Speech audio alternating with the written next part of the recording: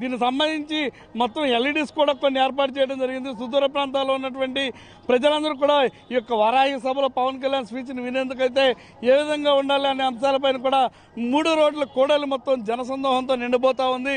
ప్రస్తుతం ఇప్పటికే జనం కూడా భారీ ఎత్తున కూడా ఇక్కడికి చేరుకుంటా ఉన్నటువంటి పరిస్థితి. కొన్ని రోడ్లనైతే పోలీసులు కూడా బ్లాక్ చేసి ట్రాఫిక్ మళ్లించడం కూడా జరిగింది.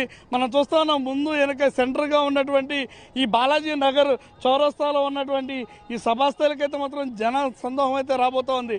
ప్రస్తుతం మనతో మాట్లాడడానికి అయితే చిత్తూరు జిల్లా అధ్యక్షులు హరిప్రసాద్ గారు కూడా ఉన్నారు. ఆయనతో ఒకసారి మాట్లాడతాం సభాస్థలి వద్ద ఏర్పాట్లు ఏంటనేది. సార్ చెప్పండి, ఈ యొక్క సభాస్థలికి ఏర్పాట్లు ఏ విధంగా జరగబోతా ఉన్నాయి, ఈ ఏర్పాట్లన్నీ కూడా ప్రజలకి ఏ విధంగా చేయబోతా ఉన్నారు, అదేవిధంగా మీ అధినేత ఏం మాట్లాడబోతా ఉన్నారు? ఓం నమో వెంకటేశాయ.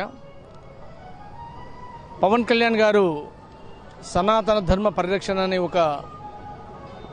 ఈరోజు అవసరం, సనాతన ధర్మ రక్షణను పరిరక్షించాల్సిన ఆవశ్యకత ఉందని చాలా మీటింగుల్లో పవన్ కళ్యాణ్ గారు చెప్పారు. తిరుమల లాంటి ధార్మిక క్షేత్రంలో గత పాలకులు చేసిన ధర్మాన్ని రక్షించాల్సిన ధర్మో రక్షిత రక్షిత అనే తిరుమలలో ధర్మక్షేత్రాన్ని వ్యాపార క్షేత్రంగా ఎలాగైతే వైఎస్ఆర్సీపీ ప్రభుత్వం చేసిందో ఆ విషయాన్ని గత 4 సంవత్సరాలుగా పవన్ కళ్యాణ్ గారు ప్రతి సభలో కూడా తెలియజేస్తున్నారు. అలాగే శ్రీవాణి టికెట్లో జరిగిన దోపిడీలు, అసలు ఆ డబ్బు ఏమైంది, ఈ విషయాలన్నీ కూడా పవన్ కళ్యాణ్ సారు ప్రశ్నించడం జరిగింది.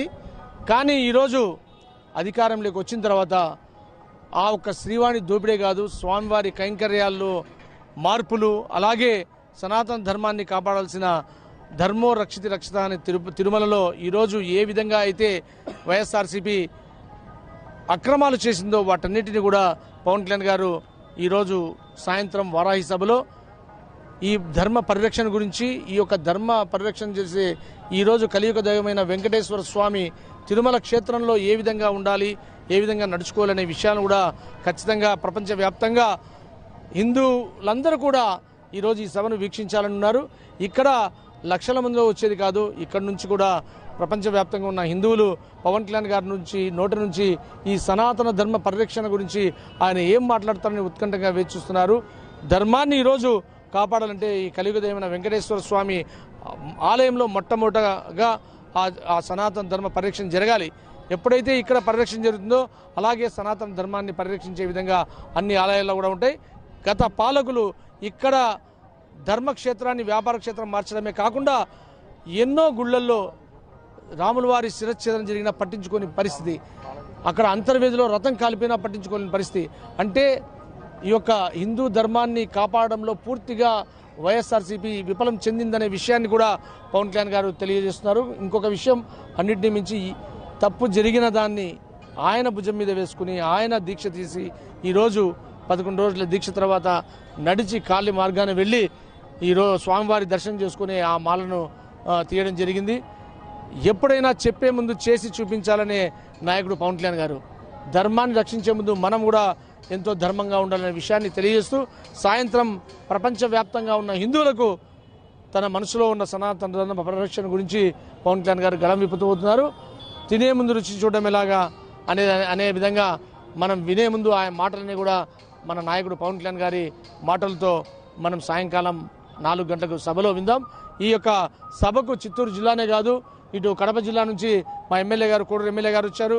అలాగే కడప జిల్లా నుంచి జిల్లా అధ్యక్షులు వచ్చారు. వీళ్ళందరూ కూడా ఈ 3 జిల్లాల నుంచి కూడా జనసేన నాయకులందరూ, వీర మహిళలు ఈ సభలో పాల్గొని సాయంకాలం సభను విజయవంతం చేయబోతున్నారు.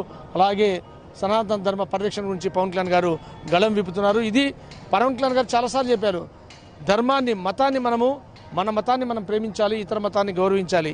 అలాగే ఈరోజు హిందూ ధర్మం క్లిష్ట పరిస్థితిలో పడింది కాబట్టి హిందూ ధర్మాన్ని భుజాన వేసుకుని ముందుకెళ్తున్నారు. రేపు ముస్లిం మతంలో కూడా ప్రాబ్లం వచ్చినా, అలాగే క్రైస్తవ మతంలో కూడా ఏ ప్రాబ్లం వచ్చినా కూడా వాళ్ళకు అండగా నిలబడతారనే విషయాన్ని పలు సభల్లో పవన్ కళ్యాణ్ గారు తెలియజేశారు. ఎవరికి ఏ కష్టం వచ్చినా ఒక నాయకుడిగా ఆయన జనసేన అధ్యక్షుడిగా ముందు నిలబడతాడు. ప్రతి మతాన్ని గౌరవించే విధంగా పవన్ కళ్యాణ్ గారు అడుగులు వేస్తారనే విషయాన్ని తెలియజేస్తున్నాను. ప్రస్తుతం మనం చూసుకున్నట్లయితే రైల్వే కోడూరు నుంచి ఎమ్మెల్యే గెలిచినటువంటి ఆయన కూడా అక్కడ నుంచి జనాన్ని తీసుకొస్తా ఉన్నారు. అంటే అక్కడ ఉన్నటువంటి ప్రజలు ఇక్కడికి రావాలని ఆతృతతోటి ఉన్నారని వారి ఆతృతను గ్రహించినటువంటి ఎమ్మెల్యే అక్కడ ఉన్నటువంటి వారికి కూడా ఇక్కడికి రావడానికి తగు ఏర్పాట్లు కూడా చేసినట్టుగా మనకు సమాచారం ఉంది. ప్రస్తుతం ఆ ఎమ్మెల్యే గారితో కూడా మాట్లాడదాం. సార్ చెప్పండి, ఎలా ఉంది అక్కడ పరిస్థితి? రైల్వే కోడూరు పరిస్థితి ఎలా ఉంది? ఇక్కడ వారాహి సభ ఏ విధంగా జరగబోతోంది? మీ ఏరియా నుంచి సుమారు ఎంతమంది వస్తారు? ఈ సభకి ఎంతమంది వస్తారు అనుకుంటున్నారు?